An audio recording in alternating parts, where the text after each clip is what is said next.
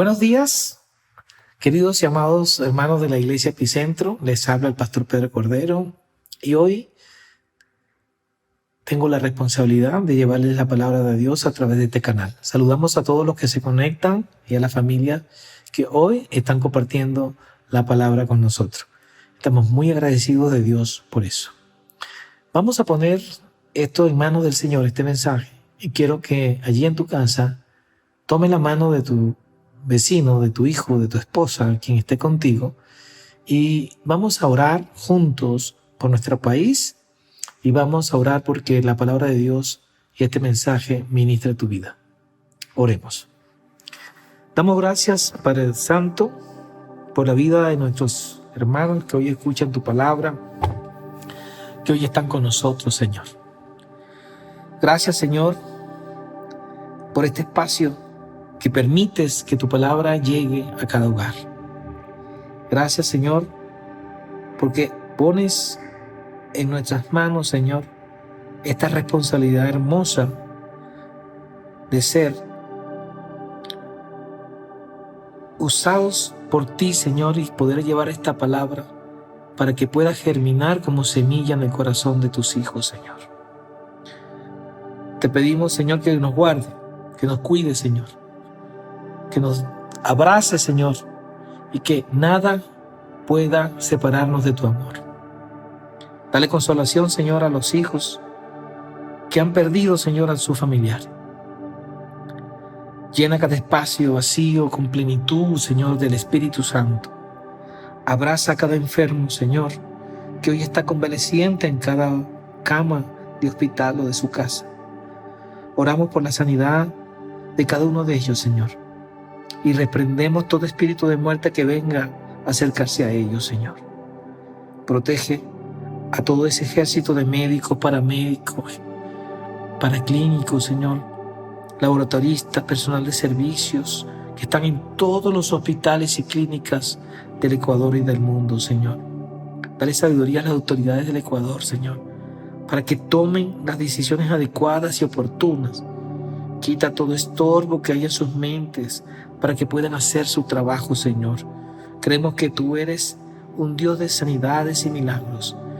En el nombre de Jesucristo y de tu Hijo amado Jesús. Amén y amén, Señor. Gracias te damos por este momento, Señor. Creemos que tu palabra santifica, que tu palabra penetra, que tu palabra hace el trabajo en el corazón y en las mentes de las personas. La semana pasada estábamos hablando sobre nuestro deber como hijos de Dios. Hablábamos de hacer lo que nos corresponde hacer. Y aprendimos que el Padre estaba deseoso de que nosotros abriéramos nuestros ojos y comenzáramos a prepararnos en la sana doctrina del Señor. Eso nos alimenta y nos fortalece, pues es la única forma de enfrentar lo que está pasando y las cosas que han de venir, que están escritas en este libro. La cifra de contagiados hasta hoy, las proyecciones de esta pandemia y esta crisis, está por encima de los pronósticos. Y está en cifras verdaderamente sorprendentes. Y lo peor es que no estuvieron previstas por el hombre. Se habla de que entre 14 y 22 millones de personas alrededor de todo el mundo ahora serán pobres, producto de esta pandemia. Hablábamos de que teníamos que estar preparados para entender las cosas que están por venir. Y eso me recuerda y nos lleva al libro en la Biblia, al libro de los Salmos, en el capítulo 91. Y en el Salmo 91 nos habla que el que habita al abrigo del Altísimo morará bajo la sombra del Omnipotente. Habla que nos librará del lazo del cazador y de la peste destructora.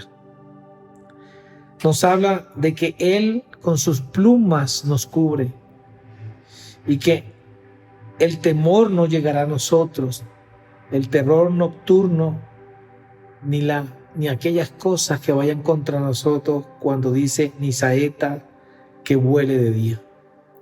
Dice que la pestilencia estará lejos de nosotros, porque Jehová es nuestra esperanza. Dice estos versículos que en nosotros no sobrevendrá ningún mal, ni la plaga tocará nuestra morada, pues sus ángeles mandará a nosotros, a cada uno. Y yo lo creo. Créelo que esta palabra del Salmo 91 entra en tu casa en el día de hoy. Por eso de que hablamos, que tenemos que tener preparados. Y quizás nuestros padres no pudieron hacer el trabajo que debieron hacer porque a lo mejor sus padres tampoco lo hicieron. Déjame decirte que esto pasó en la historia bíblica. Dice la palabra que cuando murió Josué y la generación de Josué que le sirvieron a Dios y vieron todos los beneficios de Dios y las protecciones de Dios, que quizás acabamos de leer en el Salmo 91, ellos lo vivieron. Dice que se levantó una generación que no conoció de Dios. Se levantó una generación que olvidó enseñar a sus hijos. Y esta generación completa se perdió. Dice la palabra en el libro de Jueces, capítulo 2, en el versículo 6, dice: porque ya Josué había despedido al pueblo, y los hijos de Israel se habían ido cada uno a su heredad para poseerla. Y el pueblo había servido a Jehová todo el tiempo, y todo el tiempo de los ancianos que sobrevivieron a Josué, los cuales habían visto todas las grandes obras de Jehová que él había hecho por Israel. Pero murió Josué, y se levantó después de ellos otra generación que no conocía a Jehová, ni la obra que él había hecho por Israel. Y fue cuando la misma palabra más adelante dijo que esta generación se perdió porque comenzaron a contaminarse con los dioses y la cultura y costumbre de los pueblos vecinos. Y comenzaron a adorar al Dios con D pequeña, Baal, y al Dios Astarec.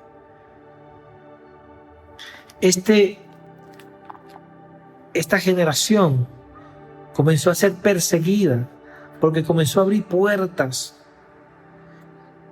Y fue cuando dice la palabra que Jehová levantó jueces para que lo librasen de la mano de los que los despojaban, para librar a los hebreos, a los judíos, al pueblo de Israel, de quienes les perseguían. Pero tampoco oyeron a los jueces, sino que fueron tras dioses ajenos. Dice la palabra en el versículo 18 del mismo capítulo 2 del libro de Jueces, dice: y cuando Jehová les levantaba jueces y los libraba de la mano de los enemigos todo el tiempo de aquel juez, porque Jehová era movido a misericordia por sus gemidos, a causa de lo que les oprimían y les afligían. Mas acontecía que al morir el juez, ellos volvían atrás y se corrompían, más que sus padres, siguiendo a dioses ajenos para servirles e inclinándose delante de ellos, y no se apartaban de sus obras ni de su obstinado camino. Y es verdad. En 2 de Pedro 3:9 dice que el Señor no retarda en su promesa. Él no quiere que nadie perezca. Él siempre está pendiente, como dice el libro de Jueces. Él siempre ha estado pendiente de su pueblo. Pero es necesario que todos procedan al arrepentimiento. Muchos podrían pensar, ¿cómo puedo enseñar yo mismo algo que no conozco? Y quizás uno de aquellos que se perdieron pudo haber pensado eso. Pero dice la palabra que aunque sentían la mano poderosa de Dios a través de los jueces, ellos se volvían y retrocedían. Si tú eres de lo que piensa, ¿cómo puedo enseñar algo que yo no conozco? Y de verdad lo dices desde tu corazón, yo alabo a Dios por tu confesión. Yo alabo a Dios porque es una confesión y una separación de lo que antes no hacía y de lo que hoy estás por hacer. Es el entendimiento que hay algo que debes hacer, hay un paso que debes dar. Debes confesar dentro de ti que te falta conocimiento de la palabra de Dios y tenemos el deber de buscar de la palabra de Dios. Tenemos el deber de entender que delante de Dios tenemos que estar preparados. Y es la única manera de enseñar a tus hijos, porque tú no puedes enseñar algo que no has aprendido y no puedes aprender algo que no has estudiado. Precisamente de esto se trata. Por eso el título de este mensaje que he puesto hoy, practicando en la cultura del reino, pastoreando a nuestros hijos. No hay tiempo que esperar. No hay tiempo que otros lo hagan. Nadie educará a nuestros hijos mejor que a nosotros mismos. Parte de la historia hebrea se refleja en la Biblia y se refleja en los versículos que Dios nos ha permitido leer hasta ahora. Nos regala la información importante de lo que debemos hacer. Los hebreos enseñaban a sus hijos desde temprana edad. Desde los 3 años, cada matrimonio hebreo que tenía su hijo sabía que a los 3 años debía comenzar a enseñar con cuentos, cantos, juegos, los mandamientos de la ley. Ellos enseñaban algo como más de 600 preceptos bíblicos de la Torá desde los 3 años. Para cuando ellos llegaban ya a la escuela con sus maestros, ya iban adelantados, que están provistos de la información para enseñarles a ellos el camino de Dios. Es decir, que en esa sana cultura, fue criado nuestro Señor Jesucristo.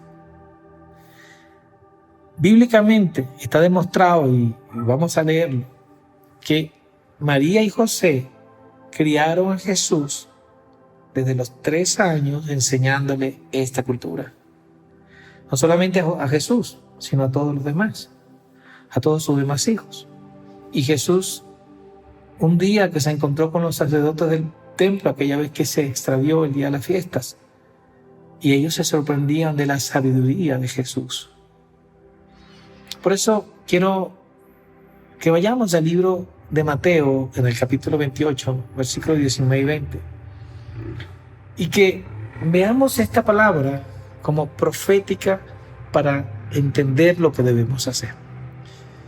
Dice el versículo 19, vayan pues a las personas, vayan pues a las gentes de toda la nación y háganles mis discípulos, dice el Señor en la palabra. Bautícenla en el nombre del Padre, del Hijo y del Espíritu Santo. Como dice, hagamos lo que debemos hacer. ¿Haciendo qué? Haciéndolos mis discípulos. ¿Y cómo se puede hacer un discípulo? Un discípulo se enseña haciendo lo que hoy estoy haciendo con ustedes, enseñando. Un discípulo es aquella persona que defiende las ideas, doctrinas y métodos de su maestro. Pero también en el versículo 20 también dice, y enséñales a obedecer. ¿A obedecer qué dice? La palabra, todo lo que les he mandado a ustedes. Es decir, todo lo que les he enseñado. Y dice que una vez que nosotros hagamos eso, Él hará su parte. Dice, yo estaré con ustedes. ¿Con quién? Con quienes hacemos esto. Con los que predicamos la palabra de Dios. Los que enseñamos a nuestros hijos. Los que vamos y enseñamos a otros haciendo los discípulos de Jesús. Dice, estaré con ustedes todos los días hasta el fin del mundo. ¿Acaso eso no es lo que hacían los padres hebreos a sus hijos? Y que la misma manera que aunque Jesús fue criado con José y María, así no es la misma manera que nuestro Padre quiere enseñarnos a nosotros. Ustedes hacen mis discípulos, les bautizan y les enseñan a obedecer, y yo estaré con ustedes todos los días hasta el fin del mundo. La pregunta es si estoy haciendo mi parte. Esto me inquietó muchísimo, me llevó al Padre Nuestro, a esa oración que nos enseñó Jesús. ¿Por qué? Porque dice, hagan tu voluntad en la tierra como en el cielo. Hágase tu voluntad en la tierra como en el cielo. ¿Y acaso la voluntad de Jesús en Mateo 28 es diferente a la del Padre Nuestro? Y cuando Jesús enseñó la oración, ¿acaso no nos estaba profetizando la voluntad de Dios para que se hiciera en la tierra? Y además se cumple lo dicho por Jesús cuando momentos antes de comenzar a predicar en el libro de Mateo capítulo 4 versículo 17 decía, arrepentíos porque el reino de los cielos se ha acercado. Así comenzó Jesús a predicar. Porque Jesús dijo que hagamos sus discípulos. Porque debemos predicar y enseñar a quienes no lo conocen. Acá es donde nos hacemos la segunda pregunta. ¿Estoy preparado para hacer la voluntad del Padre? Aquí en la tierra, como en el cielo. Proverbios 22:6 dice, enseña el camino que deben andar el niño, y cuando sea viejo no se apartará de él. Eso me impacta porque dice que es nuestra obligación enseñar al niño el camino correcto por donde debe andar. Es nuestra obligación enseñar al niño para que cuando sea adulto nunca se aparte de los preceptos de Dios. Aquí está clarísimo qué es lo que nos deja entender el Señor. ¿Cuál es nuestra responsabilidad como padres? Enseñar a nuestros niños, a nuestros hijos, como en la cultura hebrea, enseñando al niño el camino correcto por donde debe andar. ¿Y cuál cree usted que es el camino, si acaso no es el camino de Dios? ¿Acaso Jesús nos dijo en Juan 14:6, yo soy el camino, la verdad y la vida, y nadie llegará al Padre sino a través de mí?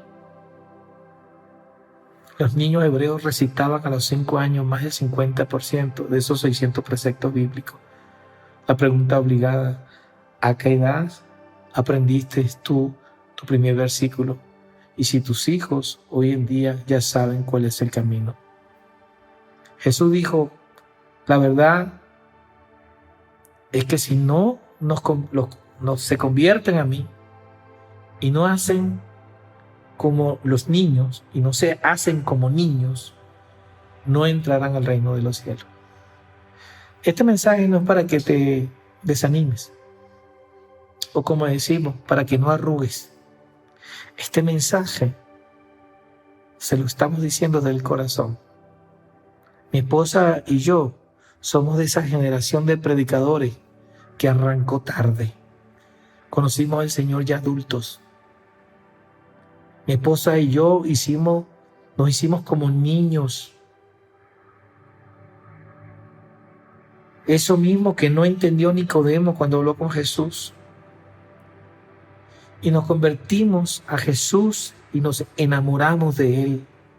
Estudiamos su palabra, recibimos tutoría de nuestro pastor y por nuestra propia cuenta buscábamos respuestas a nuestras interrogantes.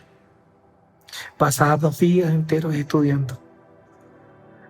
Había llegado el primer amor a nuestro corazón. No esperábamos saber mucho cuando de una vez comenzamos a hacer nuestra tarea, enseñando a nuestros hijos a recibir de lo que ya nosotros habíamos recibido. Y no solamente a decirle, sino a demostrarle con nuestro comportamiento y nuestra convivencia y nuestras conversaciones nuestra verdadera transformación al Padre. Hoy veo con mucha satisfacción, de verdad, y mucho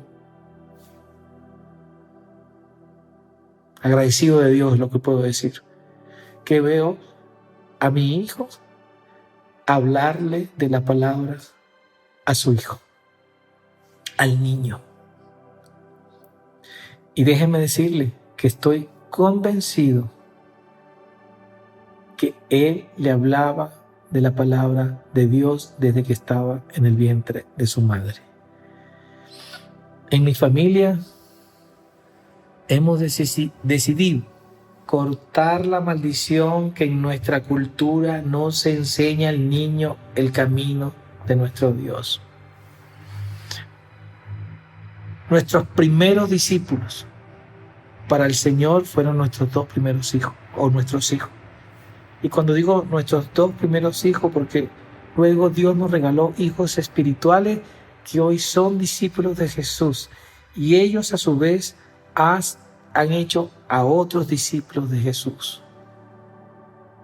No es tarde para comenzar. No es tarde para darse cuenta. Escuchamos de un pastor reconocido, Néstor Blanco, un hombre de Dios, teólogo de mucho prestigio en Venezuela, decir que el día en que todos nuestros jóvenes aprendan el enseñar el Espíritu Santo, aprendan del Espíritu Santo a través de sus pastores, el día que ellos estén dispuestos a enseñar vida del Espíritu y de la vida de Jesús a los jóvenes, ellos serán portadores de la mejor herramienta para despachar y echar fuera a los demonios, cosa que no se puede hacer con la letra ni la hermenéutica. Estos no son momentos de lecturas. Estos son momentos de apercibirse de la palabra de Dios en el corazón. Eso me impactó porque es lo que Dios me ha venido hablando a mi corazón. Estamos en tiempos acelerados de ir a lo importante, de enseñar la sana doctrina de Dios. No tenemos tiempo que perder. Está muriendo mucha gente sin convertirse y sin conocer de Dios. Está muriendo mucha gente que no le hemos llevado la palabra de Dios. No dejes que tus hijos sean uno de la generación de adultos entendidos como yo. No. Tus hijos deben ser de la generación de los hijos que profetizan, de la generación de los jóvenes que verán visiones, como está escrito en el libro de Hechos, capítulo 2, versículo 17. Y no crea que he olvidado la última parte de ese versículo, cuando dice que los ancianos soñarán. Bueno, que nos toque a nosotros eso de soñar, esa parte. Pero no podemos creer en un Jesús desligado de su cultura. No podemos creer en un Jesús sin conocer la cultura donde se llevaron a cabo los grandes eventos escritos en la Biblia. Él no cambió la cultura. Él es el mismo de ayer, hoy y siempre. Él nos ha enseñado una cultura del reino. No podemos ser discípulos de Jesús creyendo que podemos hacernos a nuestra manera, por procesos de enseñanza, cuando lo que debemos entender es enseñar la verdad y el Espíritu, como dijo el pastor Blanco. No podemos ser discípulos de Jesús creyendo que podemos continuar haciéndolo como lo venimos haciendo. No podemos ser discípulos si no entendemos a obedecer. No aprendemos que obedeciendo podemos enseñar. No podemos hacer adaptaciones como lo hizo Constantino. Hemos aprendido en nuestra cultura a hacer cosas sin desligarnos del paganismo y de la idolatría. Eso es detestable para Dios. Jesús caminó en una época donde la iglesia aún no se había formado. Existía un templo que era muy importante para los judíos, pues allí se celebraba el culto a Jehová, a Dios. El mismo amigo del patriarca a quien ellos siguen y guardaban siempre, el patriarca Abraham. Y dentro del templo habían autoridades que se llamaban sacerdotes o fariseos, quienes administraban el templo, pero que en el siglo III a.C. se habían convertido de un grupo de pensamiento judaico donde cuidaban las enseñanzas y la historia judía de los patriarcas y las leyes propiamente dichas de Moisés, a convertirse en un grupo político, religioso, desnaturalizando su propósito inicial. Jesús enfrentó ese escenario muy difícil. Jesús enfrentó a los que habían torcido la doctrina verdadera, enseñando doctrinas de hombres, acoplando sus intereses políticos a la verdadera y sana doctrina del Dios verdadero, del Dios de su patriarca. En el libro de Mateo 5, 17 al 21, podemos leer que no penséis que he venido para abolir la ley a los profetas. No he venido para abolir, sino para cumplirla. Pues se refería a la sana doctrina. El resto lo leen en su casa. Jesús se refería a la verdadera y sana doctrina, no a aquella mezclanza que habían hecho los fariseos. En el versículo 19 dicen que guardemos y enseñemos. Porque el que guarda y enseñe será llamado grande en el reino de los cielos. Dios, Jesús, es un amante de la justicia. En el versículo 20 encontrará usted que dice, porque os digo que si vuestra justicia no supera la justicia de los fariseos y de los escribas, no entraréis a los reinos de los cielos. Y eso me lleva a la bienaventuranza de Jesús cuando dijo, bienaventurados los que tienen hambre y sed de justicia, porque ellos serán saciados. Amados amigos, hermanos que me escuchan, Billy Graham dijo una vez, ser un cristiano es más que una instantánea conversación. Es un proceso diario donde crecemos más para alcanzar la meta de ser como Cristo. Aprendiendo y enseñando la cultura del reino y recordando a sus hijos son los primeros que enseñaremos. Haciéndolos discípulos de Jesús y enseñándoles a obedecer todo lo que hemos aprendido nosotros, que son las enseñanzas de Jesús. Porque Él estará con nosotros todos los días hasta el fin del mundo. Y finalizo recordándoles que debemos estar tranquilos, aprendiendo del Señor en su palabra cada día, sin afán ni ninguna ansiedad, dejando toda carga a nuestro Señor, porque Él llevó nuestras cargas en la cruz del Calvario. Porque si Él tiene el control y guardará tu corazón y tus pensamientos en Cristo Jesús, como está escrito en el libro de la carta a los Filipenses, en el capítulo 4, versículos 6 y 7. Así que recordemos el libro de Romanos, del capítulo 10, 8 al 10, que van a ver en pantalla. Y si tú estás dispuesto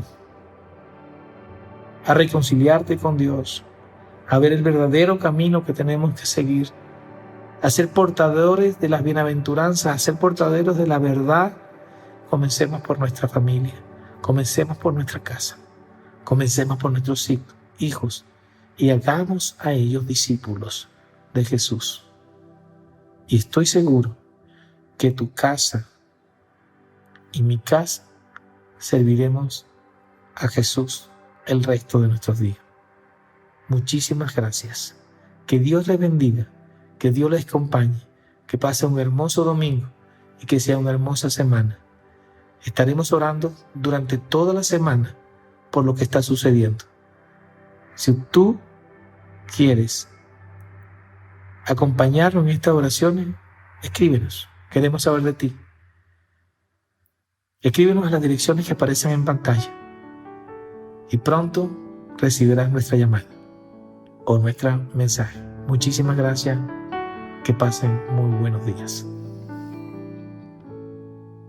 Por nada estés ansioso, pídele a tu Dios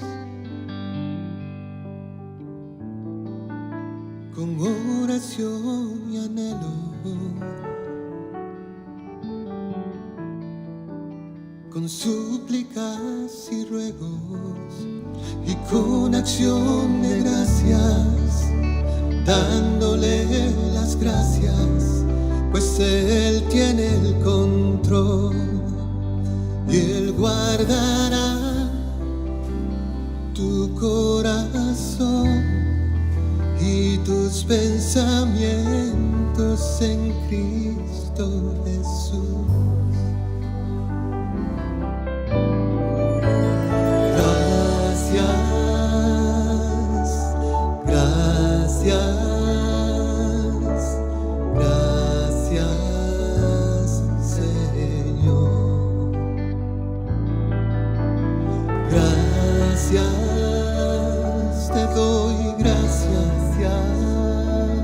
Te doy gracias, mi Dios,